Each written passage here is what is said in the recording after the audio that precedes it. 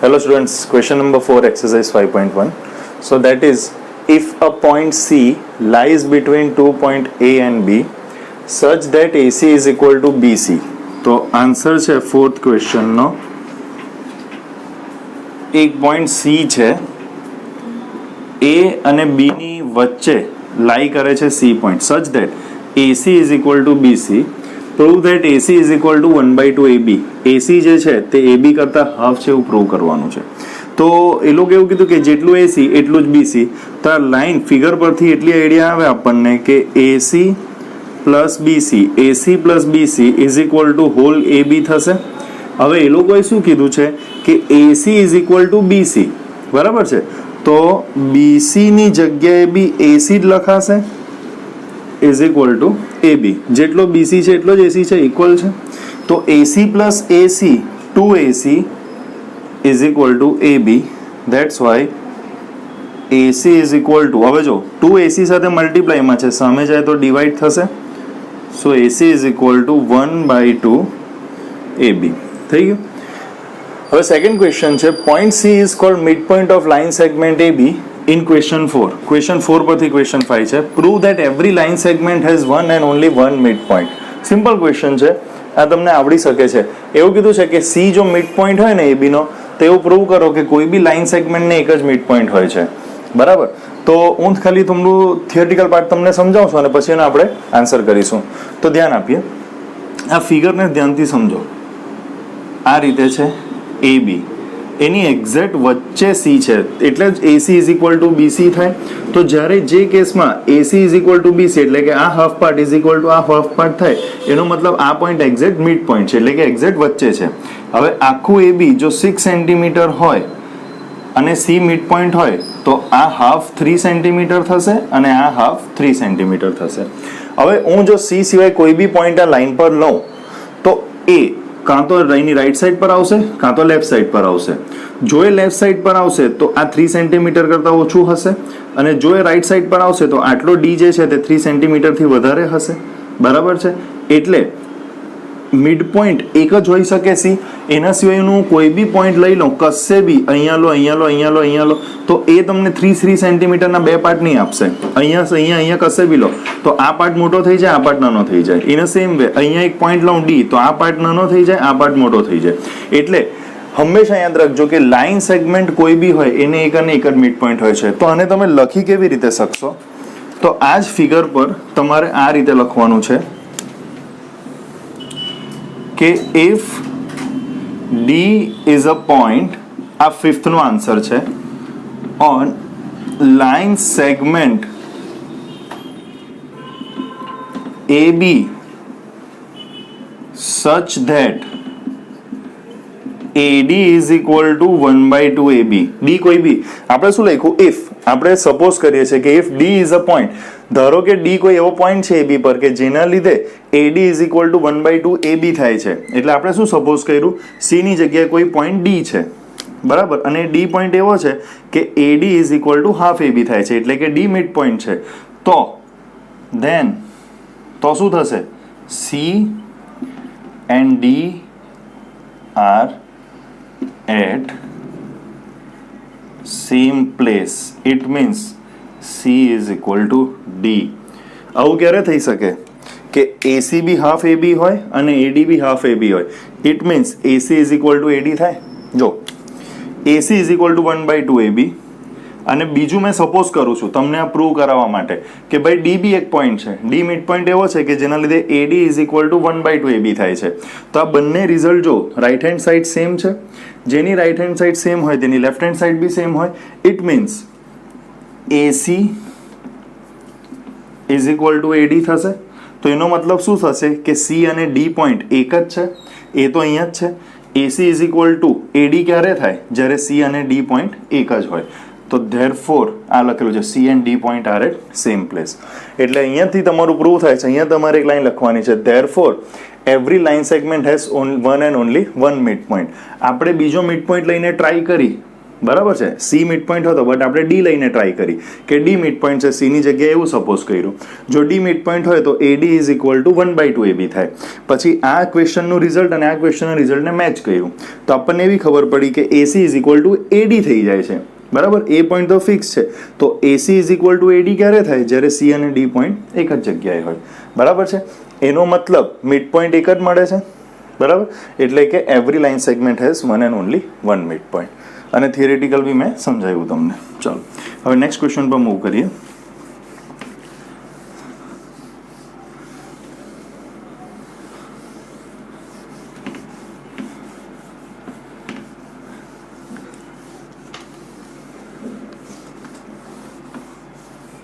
Okay, so next question is, line આપેલી છે, figure આપેલી છે આ રીતે, A point, B point, C point અને અહીંયા ડી પોઈન્ટ. એવું કીધું છે કે if AC is equal to BD, prove that AB is equal to CD. આ રિઝલ્ટ પરથી પ્રૂવ કરો કે AB is equal to CD છે. બરાબર છે. હવે AC is equal to BD આપી દીધું છે અને AB is equal to CD prove કરવાનું છે. તો જો અહીંયા થશે કઈ રીતે, એસી સુધી જવું હોય એ થી સી, તો આપણને રિઝલ્ટ આપેલું છે એસી ઇઝ ઇક્વલ ટુ બીડી, આ આપી દીધું છે, પ્રૂવ આ કરવાનું છે.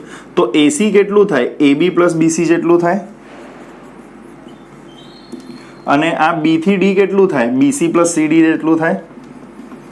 ઇઝ ઇક્વલ ટુ ની બંને સાઈડ પર જે તમારું સેગમેન્ટ સેમ હોય તે કટ થાય સેમ સાઇન સાથે, પ્લસ બીસી આ કટ, તો શું બચ્યું? AB is equal to CD. આના પરથી આ પ્રૂવ થઈ ગયું. ઓલરાઈટ, ચાલો તો next question 7.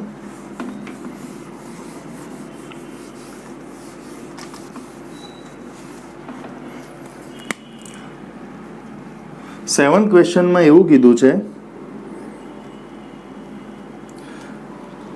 why is axiom 5 in the list of Euclid's axiom considered a universal truth?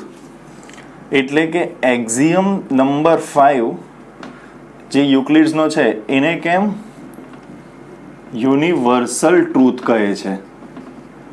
બરાબર, હવે યુનિવર્સલ ટ્રુથ કેમ છે? What is axiom 5? That is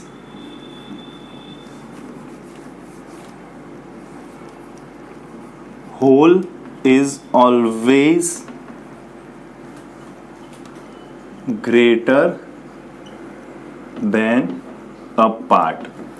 તો આને યુનિવર્સલ ટ્રુથ એટલે એવું કહેવા માંગે છે કે યુનિવર્સલની કોઈ બી જગ્યાએ, યુનિવર્સની કોઈ બી જગ્યાએ આ એક્ઝિયમ અપ્લાય થાય. તો that is true, whole is always greater than part. કેમ? કારણ કે part is less than whole એટલે કે આખું અને પાર્ટ એટલે એનો પાર્ટ.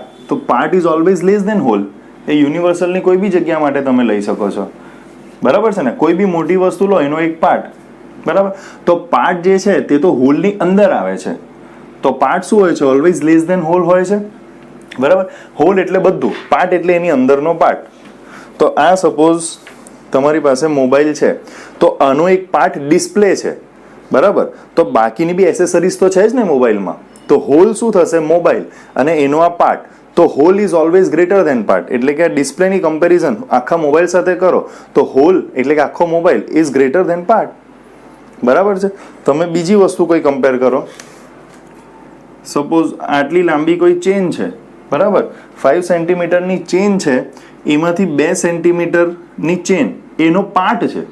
બરાબર, એટલે હોલ ચેન કેટલી છે? 5 સેન્ટીમીટરની અને એનો પાર્ટ 2 સેન્ટીમીટર છે. તો whole is always greater than its part. So એટલું જ લખવાનું છે. That is why this is called universal truth. બરાબર, એક્ઝિયમ 5 લખવાનો છે અને પછી સીધું લખી દેવાનું છે કે part is less than whole and that is true everywhere, and that is true everywhere in the universe, and that is true everywhere in the universe. That is why it is called universal truth. બરાબર, simple. દુનિયાની કોઈ બી વસ્તુ, કોઈ બી આખી વસ્તુ કરતા એનો part નાનો હશે. બરાબર, એટલે દુનિયાની કોઈ બી વસ્તુ લઈ લો, બરાબર છે, તો એના માટે આ જે તમારો એક્ઝામ 5 છે તે અપ્લાય થાય છે. That is Y it is called universal truth. આ તો સિમ્પલ છે, જોઈને જ આઈડિયા આવી જાય. હોલ એટલે કે આખી વસ્તુ એ હંમેશા એના પાર્ટ કરતા, એનો જે પાર્ટ હશે એના કરતા મોટી જ હશે. બરાબર છે, ઓકે. ચાલો તો આગળ વધીએ. એક્ઝામ્પલ આપું, શર્ટ ને button. Button whole, sorry, shirt whole and button એનો પાર્ટ. તો whole, shirt is always greater than its part, greater than its button. બરાબર છે. ચાલો નાવ હવે નવો ટોપિક છે. ધેટ ઇઝ, હું એક લાઈન એને લખું અને તમને સમજાવું.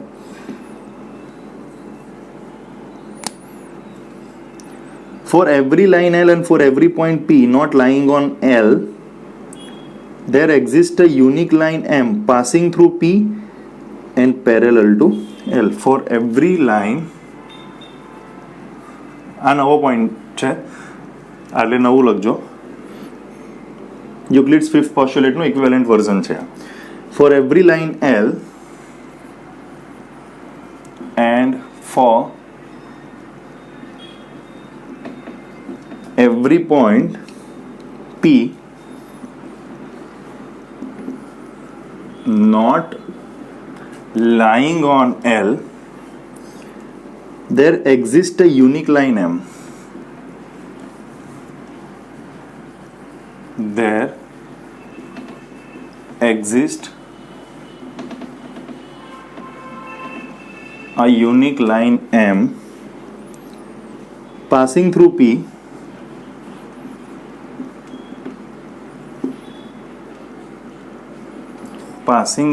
P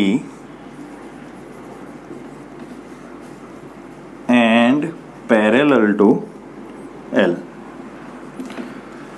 જો ફોર એવરી L એટલે કે એક લાઈન છે L,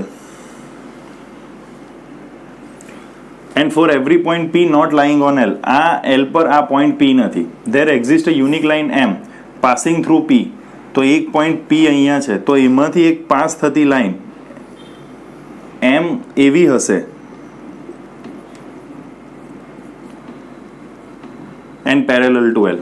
એટલે એક લાઈન છે, એ લાઈન પર એક પોઈન્ટ નથી, સપોઝ એ પોઈન્ટ બહાર કશે છે, તો એમાંથી પાસ થતી એક લાઈન તમને એવી મળે કે જે આ લાઈનને પેરેલલ હોય, તો અહીંયા શું થાય? L is parallel to M. Simple. આ કહેવા માંગે છે. જો આની હેડિંગમાં એવું લખજો, equivalent version of Euclid's fifth postulate. મેં લખવાનું રહી ગયો છું, equivalent version of Euclid's fifth postulate. હવે આમાં આગળ થિયરિટિકલ પાર્ટમાં કંઈ તમને કરાવવા જેવું હોય તો એ કરાવી દઉં. હવે આનામાં સીધું મિસલેનિયસ જ છે, 5.2 જ છે. ઓકે,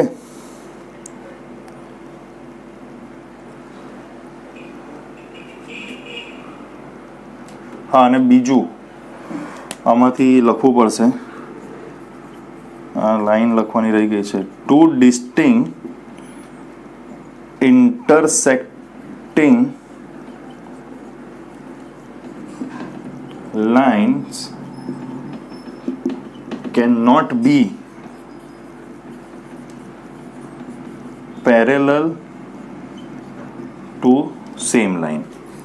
જો જે લાઈન પેરેલલ હોય છે ને, જે બે લાઈન, એનું ઇન્ટરસેક્શન કંઈ મળતું નથી, એનું ઇન્ટરસેક્શન પોઈન્ટ હોતું નથી, એનું ઇન્ટરસેક્શન 0 થાય છે. બટ એવું લખે છે કે જો ટુ ડિસ્ટિંક્ટ ઇન્ટરસેક્ટિંગ લાઇન્સ, કે જો બે અલગ અલગ લાઈન ઇન્ટરસેક્ટ કરે તો that can not be parallel to same line, તો એ સેમ લાઈનને પેરેલલ થશે નહીં. ઇન અ સેન્સ એ બે લાઈનમાંથી બંને લાઈન એકબીજાને પેરેલલ થશે નહીં. તમને એક્ઝામ્પલ આપીને સમજાવું. આ એક લાઈન છે અને આ બીજી લાઈન એને ઇન્ટરસેક્ટ કરે છે. સિમ્પલ. આ પોઈન્ટ છે તમારો છે P, બરાબર, આ લાઈન L અને આ લાઈન M. જો આ બે લાઈન એકબીજાને ઇન્ટરસેક્ટ કરે ને તો કોઈ બી દિવસ પેરેલલ થઈ શકે નહીં. સિમ્પલ લોજિક છે. જો કશે બી કોઈ બી બે લાઈન ઇન્ટરસેક્ટ કરી ગઈ એકબીજાને તો એ પેરેલલ થવાની જ નથી. કેમ? જો લાઈન પેરેલલ હોય તો એને અહીંયા એક્સટેન્ડ કરું કે અહીંયા એક્સટેન્ડ કરું, બરાબર, એને મેં પ્રોડ્યુસ કરું ઇનડિફાઇનેટલી બંને સાઈડ પર, તો આ બાજુ બી આ સ્ટ્રેટ જશે, આ બાજુ બી સ્ટ્રેટ જશે. અને પેરેલલ L ને છે એને આપણે પ્રોડ્યુસ કરીએ તો એ બી M જશે અને આ બાજુ M જશે. તો પેરેલલ લાઈન કોઈ બી દિવસ ઇન્ટરસેક્ટ થવાની નથી. જો બે લાઈન, ટુ ડિસ્ટિંક્ટ લાઈન ઇન્ટરસેક્ટ થઈ ગઈ તો એ પેરેલલ નથી. આ વસ્તુ ધ્યાન રાખજો. કે જો બે લાઈન ઇન્ટરસેક્ટ થઈ ગઈ તો એ પેરેલલ નથી, અને પેરેલલ લાઈન કોઈ બી દિવસ ઇન્ટરસેક્ટ થતી નથી. સિમ્પલ. ચાલો હવે આપણે મૂવ કરીએ એક્સરસાઇઝ 5.2 નો એક્ઝામ્પલ 3 તમને અત્યારે આપણે નથી લેતા. એક સ્ટેટમેન્ટ છે, એ સ્ટેટમેન્ટનું ખાલી મોડે મોડે તમને સમજાવી જાઉં છું. Consider the following statement. There exist a pair of straight lines that are everywhere equidistant from one another. Is this statement a direct consequence of Euclid's fifth postulate? બરાબર, એટલું કહેવા માંગે છે કે there exist a pair of straight lines that are everywhere equidistant from one another. એક line છે, બીજી line એનાથી ઇક્વિડિસ્ટન્સ પર, ત્રીજી લાઈન એનાથી ઇક્વિડિસ્ટન્સ પર. તો આ યુક્લિડ્સ જે ફિફ્થ પોસ્ટ્યુલેટ છે એનું કન્સિક્વન્સ છે. તો અહીંયા આપણે હવે જોઈએ, તમને સમજાવી જ દઉં. યુક્લિડ્સ ફિફ્થ પોસ્ટ્યુલેટનું આ ઇક્વિવેલન્ટ વર્ઝન કહેવાય છે. બરાબર, એટલે એને પર ડિપેન્ડ કરીને આપણે આગળ જઈશું.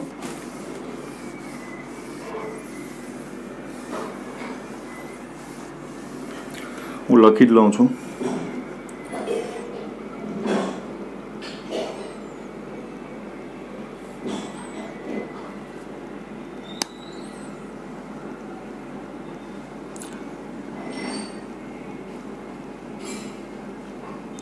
Consider there exists a pair of lines.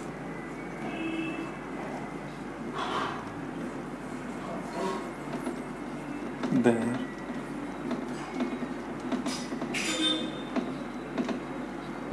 exists a pair of straight lines, that are everywhere equidistant from one another.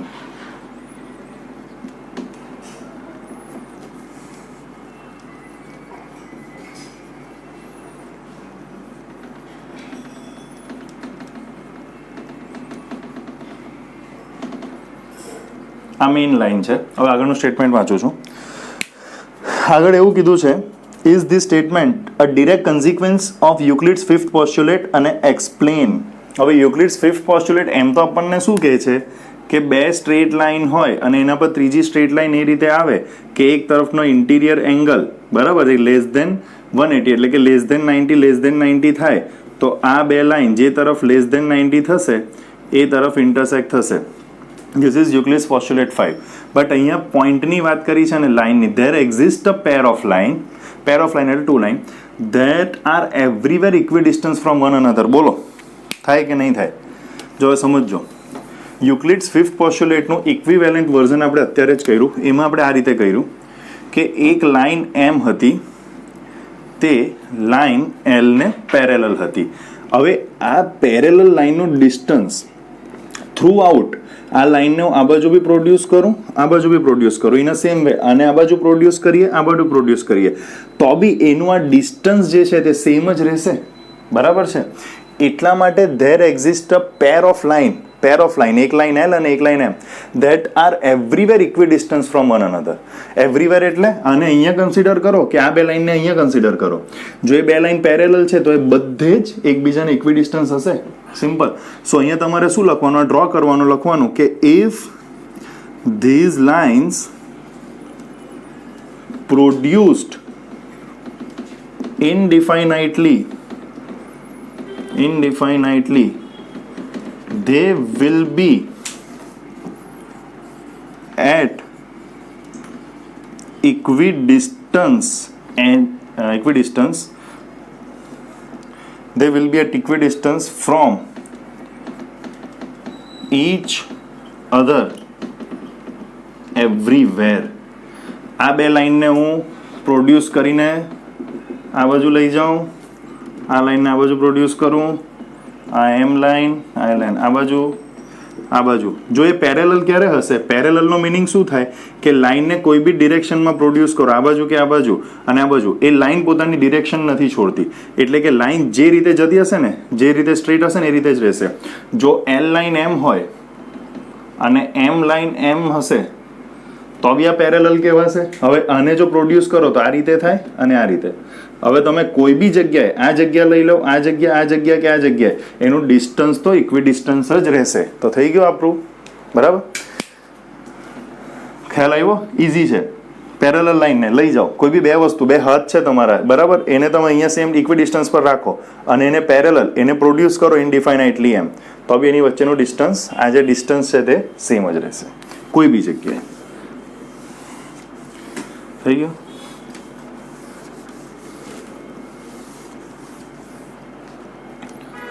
ચલો.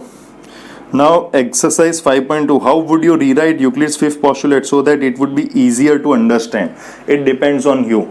બરાબર, તમે સેમ ટુ સેમ યુક્લિડ્સ ફિફ્થ પોસ્ટ્યુલેટ લખશો તો બી મને ઇશ્યુ નથી. એ લોકો ક્વેશ્ચન શું કરેલો છે, how would you rewrite Euclid's fifth postulate so that it would be easier to understand. તમને અન્ડરસ્ટેન્ડ થવું જોઈએ. યુક્લિડ્સ ફિફ્થ પોસ્ટ્યુલેટ મેં જે લખાયું છે તે રીતે તમે લખશો ટેક્સ્ટ બુકની રીતે તો બી રાઈટ છે. તમારામાંથી કોઈએ આ રીતે લખવું હોય યુક્લિડ્સ ફિફ્થ પોસ્ટ્યુલેટને કે if a straight line falls on two lines, બરાબર, હું અહીંયા ડ્રો કરું છું, તમે એને તમારી રીતે રીરાઇટ કરવું હોય તો કરી શકો છો. આ તમને હોમવર્ક આપું સ્ટુડન્ટ્સને, તમે યુક્લિડ્સ ફિફ્થ પોસ્ટ્યુલેટને રીરાઇટ કરીને મોકલો તમારી રીતે. હું એમાં કંઈ નહીં કહીશ કઈ રીતે રીરાઇટ થાય, એમાં કોઈ બેઠું ને બેઠું લખીને મોકલે તો બી ઇશ્યુ નથી. એનો મતલબ એ નથી કે બધા સેમ ટુ સેમ જ લખીને મોકલી દેવાનો છે ફિફ્થ પોસ્ટ્યુલેટ. હું ફિફ્થ પોસ્ટ્યુલેટ પાછું સમજાવું છું. ઇફ અ સ્ટ્રેટ લાઇન, આ સ્ટ્રેટ લાઇન બીજી બે લાઇન પર ફોલ કરે, બરાબર, અને આ સ્ટ્રેટ લાઇન જ્યારે ફોલ કરે બીજી બે લાઇન પર, ત્યારે આ બે લાઇનની એક તરફના ઇન્ટિરિયર એંગલ્સ, આ સાઈડના કાં તો આ સાઈડના, જો 90 ડિગ્રી કરતાં ઓછા હોય, એટલે કે આ 90 ડિગ્રી કરતાં ઓછા છે બંને એંગલ, તો આ લાઇનને જો ઇનડિફાઇનેટલી પ્રોડ્યુસ કરો એની ડિરેક્શનમાં, આ બાજુ ઇનડિફાઇનેટલી પ્રોડ્યુસ કરો તો આ બંને લાઈન એકબીજાને ઇન્ટરસેક્ટ કરશે. સિમ્પલ, બરાબર. તમે આ જ વસ્તુને ઇંગ્લિશમાં લખી દો તો બી ચાલે કે if a straight line falls on two lines and making angle less than 90 if in one of the interior side, બરાબર, making angle less than 90 in one of the interior side, એટલે આ interior side, then that line will intersect on that part. એટલે કે જ્યાં less than interior angles less than 90 હશે ત્યાં એ line એકબીજાને ઇન્ટરસેક્ટ કરશે. સિમ્પલ, આવડી ગયું એટલું, બરાબર. આમ કશે પૂછાવાનું નથી, આ તમારા માટે છે, તમે કઈ રીતે અન્ડરસ્ટેન્ડ કરો. અને લાસ્ટ ક્વેશ્ચન છે, does Euclid's fifth postulate imply the existence of parallel lines? એટલે કે એવું કહેવા માંગે કે એનું જે ફિફ્થ પોસ્ટ્યુલેટ છે તે એવું બતાવે છે કે પેરેલલ લાઇનનો એક્ઝિસ્ટન્સ હોય છે? તો હા, બતાવે છે કે નથી બતાવતું? જો પેરેલલ લાઇનનું એક્ઝિસ્ટન્સ તો છે જ, એ તો એ પોતે જ કહે છે યુક્લિડ્સ ફિફ્થ પોસ્ટ્યુલેટ.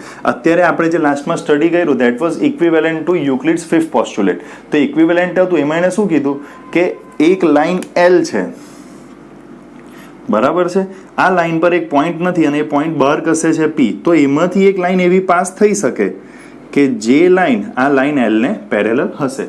તો Euclid's fifth postulate implies the existence of parallel lines from this theorem. કયું થિયરમ? મેં તમને અત્યારે લખાયું તે કે if a point P do not lie on the line L, then there is a line that passes through P which is parallel to L, એટલે કે M is parallel to L. તો Euclid's fifth પોસ્ટ્યુલેટનું એ equivalent version હતું, જે last topic હતું મેં કીધું તે. તો એ શું ઇમ્પ્લાય કરે છે કે પેરેલલ લાઇનનું એક્ઝિસ્ટન્સ છે. તો સિમ્પલ, બે ક્વેશ્ચન તમારા સોલ્વ થાય છે, અહીંયા ચેપ્ટર પૂરું થાય છે. કંઈ નોટ્સ બનાવીને મોકલવાની છે, તમે તમારી રીતે અથવા સેમ ટેક્સ્ટ બુકની રીતે બી લખી શકો છો. અને આ લાસ્ટમાં મેં જે બોલી ગયો તે જ તમારે લખવાનું છે આન્સરમાં. ઇઝી છે એટલે બોર્ડ પર નથી લખ્યું. કંઈ ડાઉટ હોય તો ફોન કે વોટ્સઅપ કરી શકો છો. Thank you.